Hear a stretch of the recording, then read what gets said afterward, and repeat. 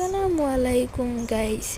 আজকে আমি একটি গল্প বলবো, তার নাম আমি নিজে লিখেছি। রাহুল ছেলেটি খুব ভদ্র ও সাহায্যকারী।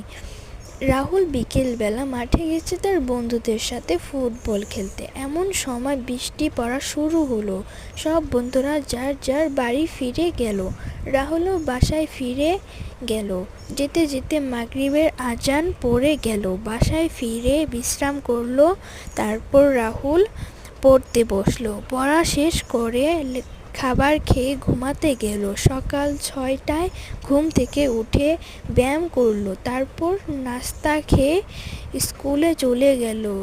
স্কুল শেষ হয়ে রাহুল বাসায় ফিরে এলো। গোসল করে খাবার খেয়ে বিশ্রাম করে ঘুমিয়ে পড়লো। গাইস, পরের পার্ট চাইলে কমেন্ট করো।